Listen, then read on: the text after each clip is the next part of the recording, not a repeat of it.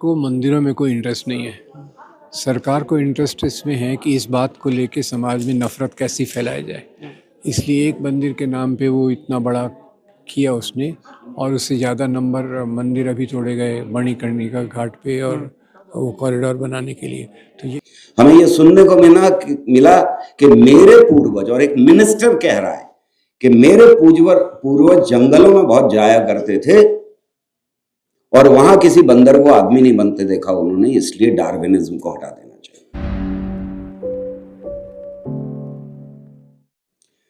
पर 2014 के बाद एक बहुत बड़ा बदलाव तब आया जब इस दुनिया के सबसे बड़े लोकतंत्र के प्राइम मिनिस्टर ने बॉम्बे के अंदर एक डॉक्टर्स की कॉन्फ्रेंस में कहा कि गणेश जी प्लास्टिक सर्जरी का प्रमाण। आपके चेहरे के ऊपर मुस्कुराहट आ गई। ये मुस्कुराहट तब आया करती थी हमारे चेहरे के ऊपर जब कोई बेहद बेवकूफ आदमी, और कई ऐसे बेवकूफ आदमी थे जिन्होंने किताबें भी लिखी तरह तरह की और इस तरह के बहुत सारे दावे किए, पर वो दावे आम आदमी की तरफ से थे, आम लेखकों की तरफ से थे, आम बोलने वालों की तरफ से थे, कुछ आरएसएस की तरफ से थे, कुछ शाखाओं में पले बढ़े लोगों की तरफ से थे। पर यह दावा इस बार दुनिया के सबसे बड़े लोकतंत्र के प्रधानमंत्री की तरफ से था, और इसलिए कम से कम मेरे चेहरे के ऊपर मुस्कुराहट नहीं आई।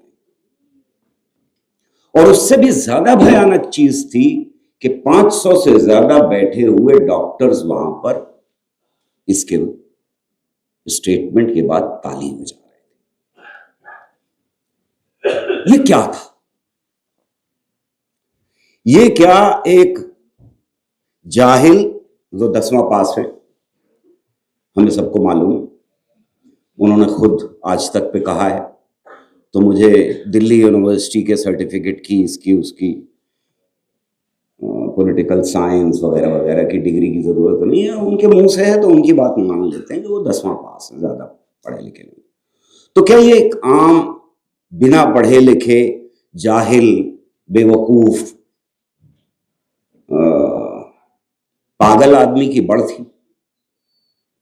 नहीं। जब प्रधानमंत्री ऐसा कह रहा है तो इसको इस तरह से नहीं लिया जा सकता। अगर कोई आम आदमी कह रहा होता तो आप रिजेक्ट कर सकते। ये सिग्नल था गद्दी पे बैठने के 1 महीने के अंदर कि अब देश की साइंस पॉलिसी, देश की एजुकेशन पॉलिसी, देश की मीडिया पॉलिसी, ये सब कुछ अब इस तरह चलेगी। यह था सबसे बड़ा हमला रैशनैलिटी के ऊपर और उसकी शुरुआत। और हमने इसके बाद देखा कि एक के बाद एक के बाद एक मिनिस्टर्स हों, एमपीज हों, चीफ मिनिस्टर्स हों, और यहां तक के जजेस, मीडिया को तो छोड़ ही दीजिए, अभी बाद में बात करते हैं उसकी,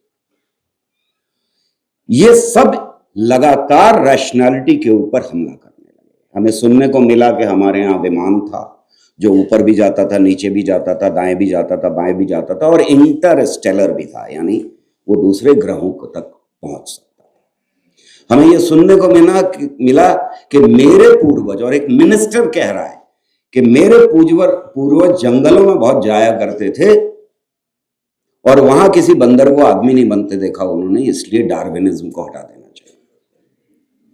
यह अलग बात है कि इंटरनेशनल लेवल के ऊपर बहुत सख्त रिएक्शन आया हमारी साइंटिफिक कम्युनिटी की तरफ से। पहली बार 3 एकेडमीज ने मिल करके उसके ऊपर बहुत कड़ा विरोध जाहिर किया। तो मिनिस्टर साहब को तो हटा दिया गया, लेकिन डार्विनिज्म को भी हटा दिया गया एनसीईआरटी की। हमें यह देखने को मिला कि एक जज कह रहा है कि मोर प्रजनन करता है आंसुओं से। जज, हम एक्सपेक्ट करते हैं कि कम से कम जजेस तो scientific temper part of constitution है, कम से कम उसका ख्याल रखेंगे। हमें यह देखने को मिला कि करण को कहा गया कि वो टेस्ट ट्यूब बेबी या तरह तरह की ये दावे लगातार हमको देखने को मिल रहे हैं।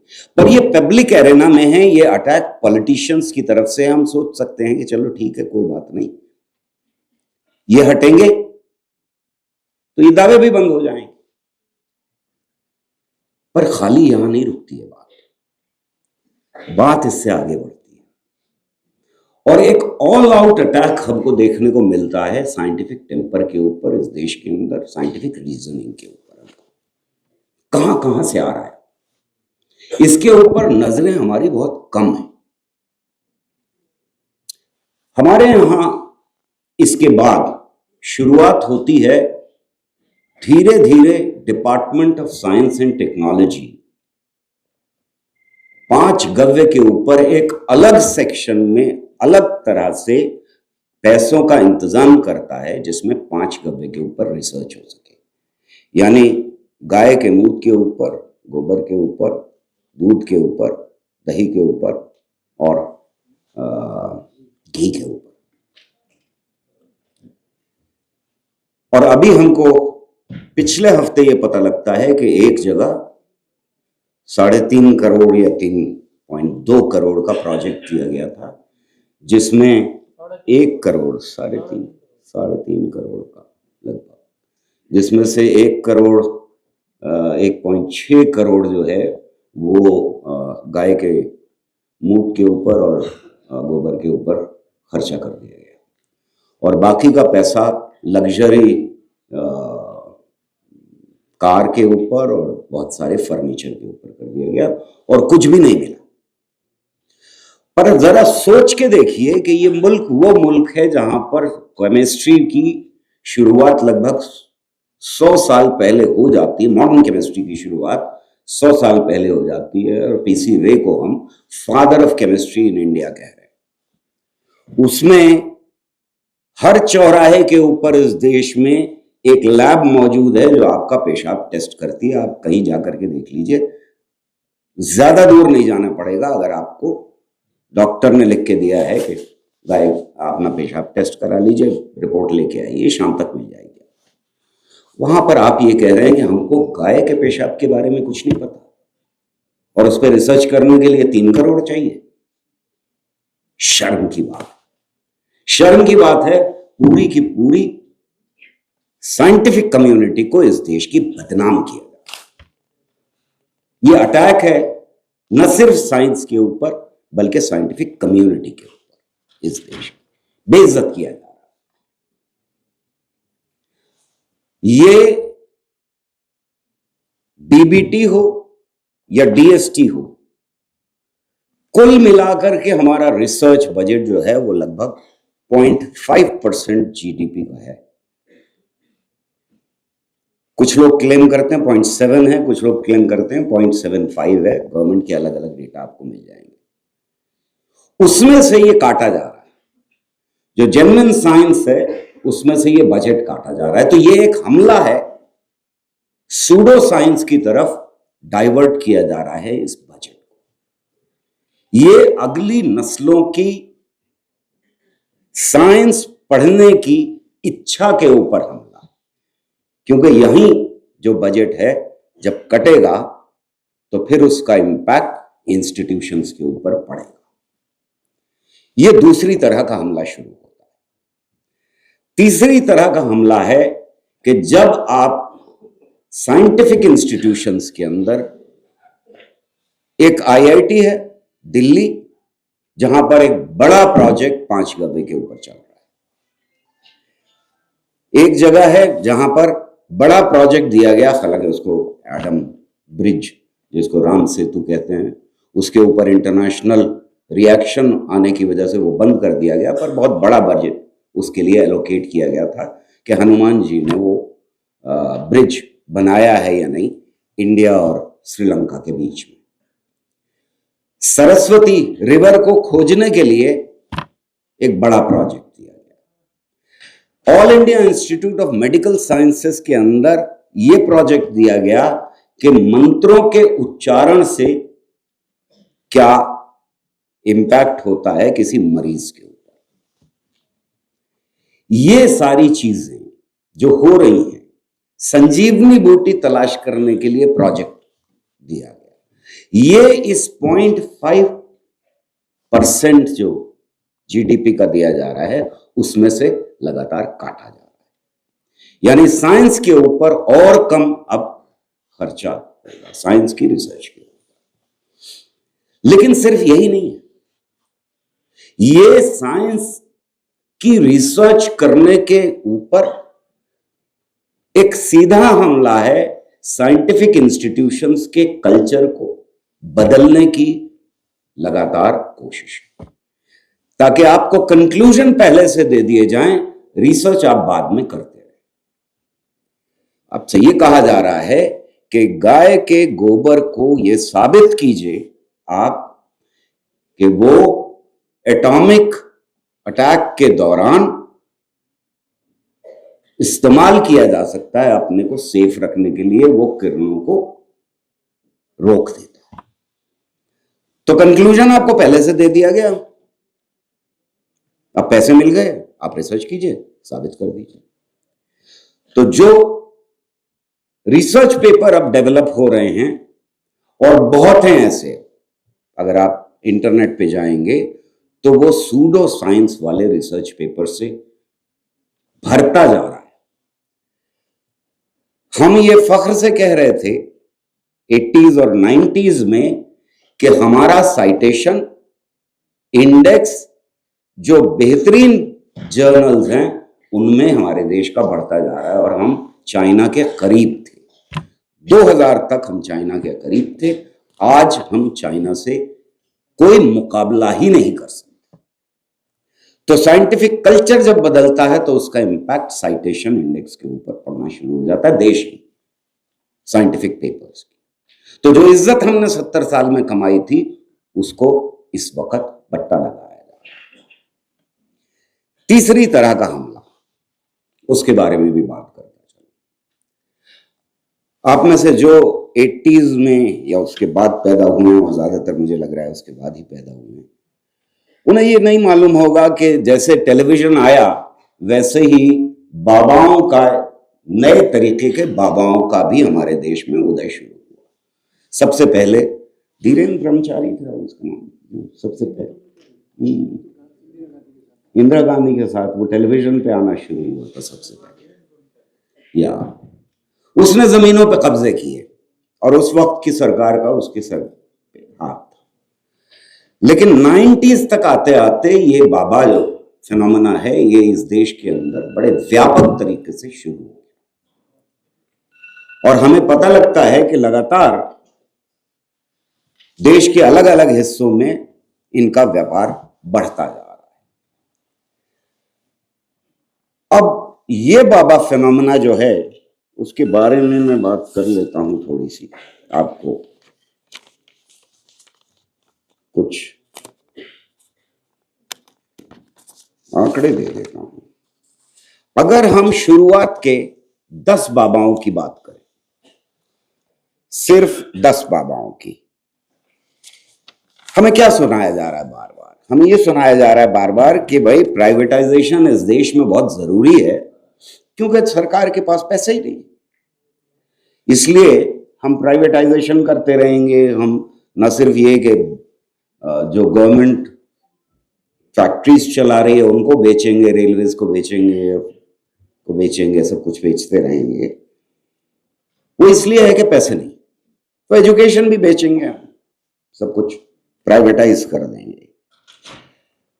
आचार्य बालकृष्ण हैं, स्वामी नित्यानंद हैं, आसाराम बापू हैं, रामदेव हैं, मुरारी बापू हैं, नीम करौली बाबा हैं, राम रहीम हैं, सदगुरु हैं, रविशंकर हैं और अद्भुत। ये 10 हैं बड़े बाबा। इनमें से कुछ के आपने नाम सुने होंगे, ज्यादातर के सुने होंगे, क्योंकि इनमें से कुछ तो बहुत मशहूर हैं, अलग अलग चीजों के लिए, बलात्कार के लिए भी मशहूर हैं और पैरोल के लिए भी मशहूर हैं, वो भी लगातार मिलती रहती है। एक के तो पैर छूने के लिए 11 मिनिस्टर्स गए थे उस दिन से पहले जिस दिन वो अरेस्ट होने वाले थे। इनकी टोटल संपत्ति है 2 लाख करोड़ शुरू के 10-12 में, राइट। हमारे देश के अंदर जो बच्चे स्कूल में पढ़ते हैं 12वीं तक, वो हैं 26.5 करोड़, जो पहले थे 2021 में। अब वो घट करके 24 करोड़ रह गए, यानी 2 करोड़ कम हो गए। 21 से लेकर के अब तक 2 करोड़ बच्चे स्कूल छोड़ चुके। 2 करोड़ का मतलब लगभग 1 पॉइंट समथिंग परसेंटेज है, अगर टोटल पॉपुलेशन इंडिया की ले ली जाए। अगर बच्चों की पॉपुलेशन ली जाए तो 8% कमी आई है। 8% किसी देश के अंदर अगर स्कूल में बच्चे जाना कम कर दें तो उस देश के अंदर हाहाकार मच जाना चाहिए, क्योंकि ये सवाल है अगली नस्लों का। पर हमें कोई हाहाकार नहीं दिखाई देता, मीडिया इसके ऊपर खामोश बैठा हुआ है। अगर हम इसको देखने की कोशिश करें तो कितने स्कूल बंद हुए? लगभग 90,000 स्कूल इस बीच में बंद हुए। हम खामोश बैठे हैं एज अ नेशन। जो रिपोर्ट छपी है unified district information system for education की, वो हर साल देते हैं डेटा, उनकी रिपोर्ट कह रही है कि रीजन क्या हो सकता है इसका रीजन हो सकता है बर्थ रेट में कमी आ जाना। इसका रीजन माइग्रेशन, इसका reason shift from public to private sector. किसी एक जगह भी ये नहीं कह रहे हैं कि लगभग 1 लाख स्कूल बंद कर दिए गए, इस वजह से ये कमी आई। अब लौटते हैं बाबाओं की तरफ। टोटल खर्चा स्कूल एजुकेशन के ऊपर जो बजट है वो 73,000, 2024-25 का आंकड़ा दे रहा हूं, 73,000 करोड़ है। बाबाओं की संपत्ति 2 लाख। अगर ये बाबाओं की संपत्ति का हम ले लें तो न सिर्फ ये कि फ्री यूनिवर्सल एजुकेशन दी जा सकती है, बल्कि इन 24 करोड़ बच्चों को जो प्राइवेट स्कूल में भी हैं और गवर्नमेंट स्कूल में भी हैं, गवर्नमेंट स्कूल्स में लगभग 55% हैं, तो मैं सबको ले रहा हूं, यानी प्राइवेट में जो पढ़ रहे हैं और गवर्नमेंट में पढ़ रहे हैं, दोनों को ले लिया जाए। तब एक तो 73,000 करोड़ घटा देते हैं उसमें से, वो तो गवर्नमेंट के पास चला जाएगा, यानी गवर्नमेंट फ्री एजुकेशन दे सकती है, सारा बजट मिल जाएगा। और जो पैसा बचेगा अगर इन 24 करोड़ बच्चों में बांटा जाए तो 5,000 रुपए सालाना इनको स्कॉलरशिप भी मिलती। तो ये आर्गुमेंट कि गवर्नमेंट के पास पैसे नहीं है, वो इसलिए है कि गवर्नमेंट लेना नहीं चाहती। मेरे साथ एक एजुकेशन में के बड़े दिग्गज बातचीत कर रहे थे और बहुत जोरों में ये आर्गुमेंट रख रहे थे कि गवर्नमेंट के पास पैसे नहीं है, प्राइवेटाइजेशन तो हमें करना ही पड़ेगा। मेरा सिंपल सा आर्गुमेंट था, गवर्नमेंट के पास नहीं होंगे, देश के पास पैसे हैं, वरना प्राइवेट भी नहीं खरीदेंगे, प्राइवेट भी यूनिवर्सिटी नहीं बनाएंगे अगर देश के पास पैसे नहीं होते। ये देश के पैसे हमारे पैसे हैं, ये बाबाओं के पास जो जमा हुए हैं वो कहीं जादू से नहीं उतरे, ये हमारे और आपके पैसे हैं। ये उस गरीब आदमी के पैसे हैं जिसको बेवकूफ बना करके, जिसको रैशनैलिटी के ऊपर, रीजन के ऊपर लगातार अटैक करके, भुलावे में डाल करके उसको भुलाया जाता है और उससे 10-10 रुपए, 5-5 रुपए या जो भी उसकी औकात होती है उतना पैसा इकट्ठा किया जाता है। और ये गवर्नमेंट के सपोर्ट से संपत्ति पैदा की जाती है, यहां से बहुत ज्यादा दूर नहीं है आसाराम का, जो उसने अवैध तरीके से संपत्ति पर कब्जा किया। यह था तीसरी तरह का अटैक। ये फैक्ट्रीज हैं, जब हमारे जैसे लोग, यहां बैठे हुए साथियों जैसे लोग इस देश के अंदर साइंटिफिक टेम्पर की बात कर रहे थे, साइंटिफिक इंस्टीट्यूशंस की बात कर रहे थे, इसरो बनाने की बात कर रहे थे, CSIR बनाने की बात कर रहे थे, एटॉमिक एनर्जी बनाने की बात कर रहे थे, DRDO बनाने, तब ये लोग ये फैक्ट्रीज बना रहे थे। और इन फैक्ट्रीज में जो प्रोडक्ट निकलता है वो है अंधविश्वास। और ये इतनी संपत्ति वाली सारी फैक्ट्रीज मॉडल मैनेजमेंट के साथ चलाई जा रही है, ये ध्यान रखिएगा। ये कोई बेवकूफ लोग नहीं है। जिस तरह से प्राइम मिनिस्टर बेवकूफ नहीं थे, ये भी बेवकूफ नहीं। ये जो बात कह रहे होते हैं, इन्हें अच्छी तरह से मालूम होता है कि किन लोगों के बीच में ये बात जाएगी और किस तरह से ये किन लोगों को बेवकूफ बना सकते हैं। इसके ऊपर रिसर्च के साथ ही काम होता है।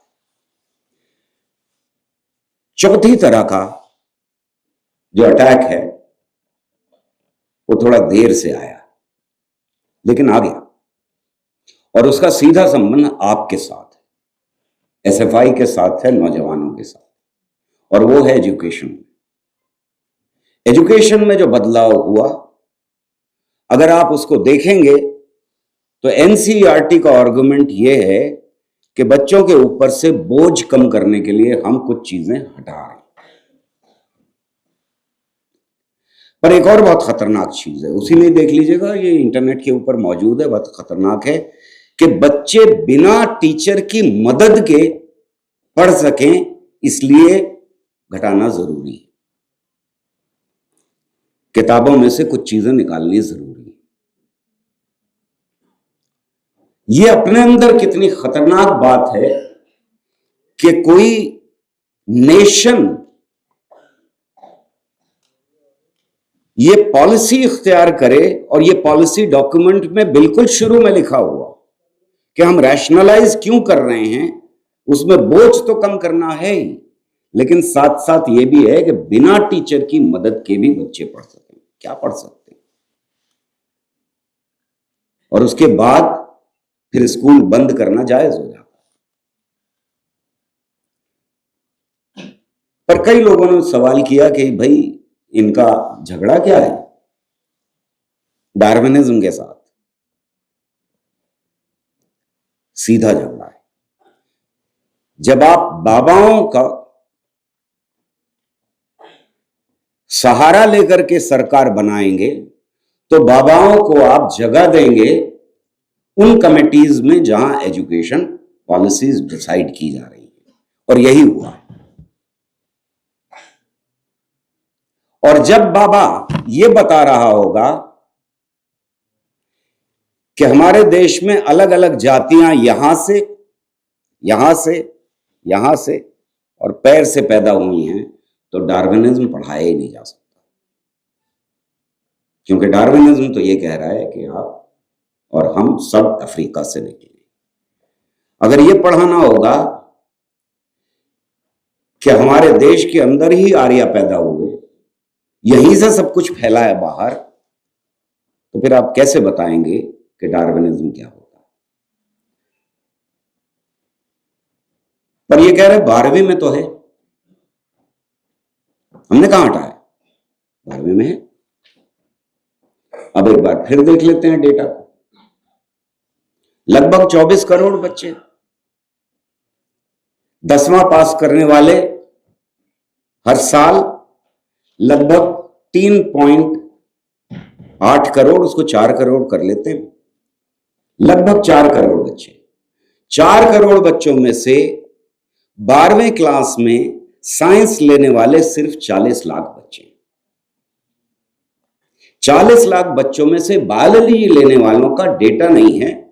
मान लेते हैं कि आधे बायोलॉजी में चले जाते हैं, आधे से ज्यादा चले जाते हैं, हो सकता है, तो 30 लाख मान लीजिए। तो इस देश के सिर्फ 30 लाख बच्चे डार्विनिज्म पढ़ेंगे। बाकी सबको बाबाओं के आश्रम के लिए तैयार किया जा रहा है। समाज में यह ख्याल ना फैलने पाए कि डार्विनिज्म भी कोई चीज होती है, विकास का सिद्धांत भी कुछ होता है। पर चलिए साहब, डार्विनिज्म से तो ये झगड़ा हो गया। वो पाकिस्तान की मुल्लाओं की सरकार भी डार्विनिज्म नहीं पढ़ाती थी। 2006 में उन्होंने पढ़ाना शुरू किया। जिस ट्रीटी में हमने साइन किया था, इंटरनेशनल ट्रीटी को, कि हम डार्विनिज्म को ना सिर्फ डिफेंड करेंगे बल्कि स्कूल में भी पढ़ाएंगे, उस ट्रीटी को पाकिस्तान ने जब साइन किया तो उन्होंने डार्विनिज्म स्कूल में इंट्रोड्यूस कर दिया। उससे पहले तक डार्विनिज्म नहीं पढ़ाते, अब वहां पढ़ाया जाता है। पर इजराइल में भी नहीं पढ़ाया जाता। बहुत सारे ऐसे देश हैं, मुसलमान देश तो हैं ही बहुत सारे, मतलब सऊदी अरब में भी नहीं पढ़ाया जाता डार्विनिज्म, क्योंकि उसका सीधा टकराव होता है जो कुछ आप धार्मिक गाथाएं सुना रहे हैं, जो आप सुपरस्टिशंस लोगों के बीच में ले जाना चाहते हैं, उसके साथ सीधा डार्विनिज्म के विकास के सिद्धांत का टकराव होता है। तो आप नहीं पढ़ा, हमारे यहां भी हटा दिया गया। पर यह हटा दिया गया, ठीक है, पीरियोडिक टेबल क्यों हटा दी? वो भी हटा दी। तो भाई ये सवाल ज्यादा मुश्किल हो गया। इसका सीधा ताल्लुक फिर बाबाओं से। जब बाबाओं को यह बताना है कि सब कुछ 5 भूत से बना है, पूरा यूनिवर्स 5 एलिमेंट से बना है, तो फिर आप पीरियोडिक टेबल कैसे पढ़ा सकते हैं? आप नहीं पढ़ा सकते। यह है सीधा अटैक ऑन रैशनैलिटी। यह है अटैक रीजन के ऊपर, क्योंकि रीजन को बिल्ड करने के लिए आपको बेसिक मिनिमम जानकारी साइंस की चाहिए होती है। बिना बेसिक जानकारी के साइंस की रीजन हमेशा अधूरा रहता है।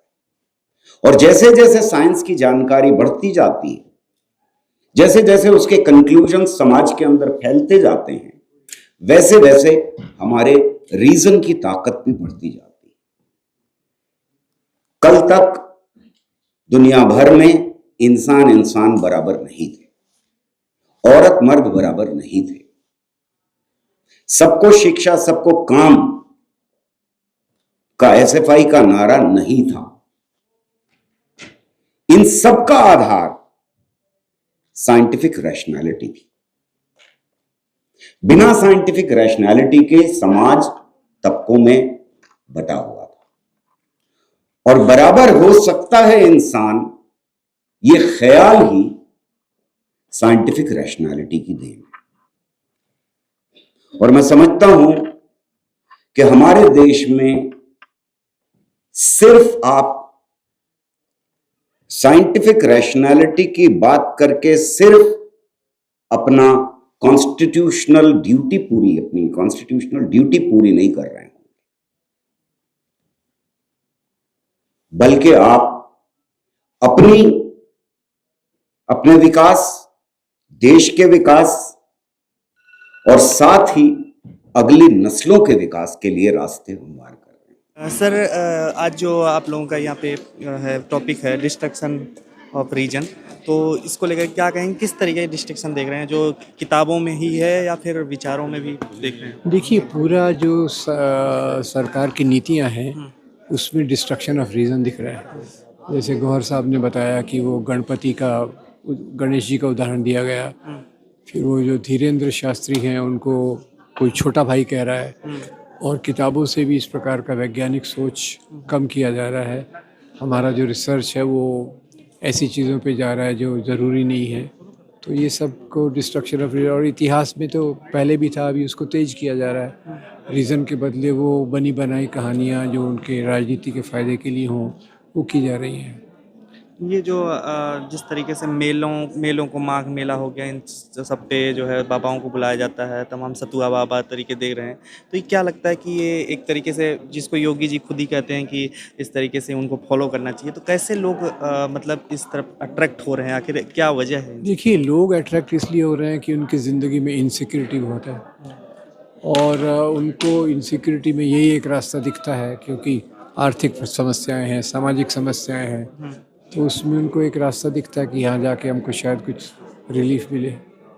हिंदू राष्ट्र की ओर लोग बढ़ रहे हैं, ऐसा दिख रहा है, मतलब गवर्नमेंट भी, तमाम नेता भी इस तरीके से बोलते हुए आते हैं कि संविधान को बदल देंगे, तो कैसे इस तरीके की चीज़ों से लोग कैसे गौर करें, क्या हिंदू राष्ट्र क्या होगा आने वाले? हिंदू राष्ट्र में यही है कि भाई जो अभी तर्कशील समाज है, जो हमारा संविधान हमको कहता है, उसके मूल्यों को कमज़ोर करके श्रद्धा, विश्वास, अंधविश्वास, अंधी धार्मिकता, इसको जो बढ़ावा दिया जा रहा है, वो हिंदू राष्ट्र की तरफ जाने का सवाल है। और सवाल हिंदू धर्म का नहीं है, सवाल है धर्म के नाम की राजनीति का। धर्म के नाम की राजनीति को बढ़ाया जा रहा है और वो हमारे देश के सब आम लोगों के लिए खतरा है। एक सवाल सर, बनारस में अभी हाल ही में जिस तरीके से मणिकर्णिका घाट पे कुछ चीज़ें चेंज की जा रही है, कहा जा रहा है ये हमारी सांस्कृतिक विरासत को जो है एक तरीके से नष्ट किया जा रहा है, गलियों को वहाँ पे जिस तरीके से किया गया कॉरिडोर बनाने के नाम पे, तो अगर सरकार हिंदुओं की हितैषी है या हिंदू धर्म को लेकर के इतनी वो सचेत है, तो इस तरीके की मूर्तियाँ खंडित की जा रही हैं और खुलेआम इस तरीके से दिख रहा है, तो फिर सरकार ऐसा क्यों कर रही है? देखिए, सरकार को मंदिरों में कोई इंटरेस्ट नहीं है।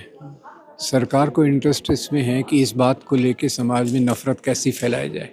इसलिए एक मंदिर के नाम पे वो इतना बड़ा किया उसने, और उससे ज़्यादा नंबर मंदिर अभी तोड़े गए मणिकर्णिका घाट पे और वो कॉरिडोर बनाने के लिए। तो यही दिखाता है कि सरकार को मंदिरों की सुरक्षा में कोई रुचि नहीं है। उसको रुचि है कि किस बात पे हम समाज में नफ़रत फैला सकते हैं।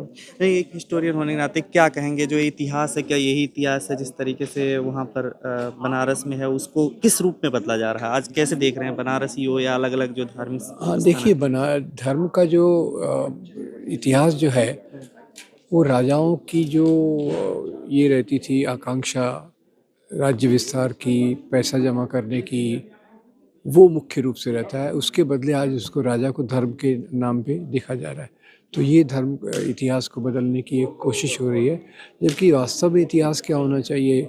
इतिहास में मानवता के मूल्य कैसे विकसित हुए, किसान कैसे जीते थे, मजदूर कैसे जीते थे, महिलाओं का क्या हाल था, आदिवासियों का क्या हाल था, वो हमारे समाज का इतिहास होना चाहिए। तो उसके बदले राजा कितना बहादुर, हिंदू राजा कितने बहादुर और अच्छे थे, मुसलमान राजा कितने विलन थे, ये जो तरीका है, ये इतिहास को गलत तरीके में ले जाया जा रहा है। ठीक, बहुत बहुत शुक्रिया सर हमसे बात करने। खबरों में बने रहने के लिए फोरम 4 को सब्सक्राइब करें और नोटिफिकेशन पाने के लिए बेल आइकन दबाएं।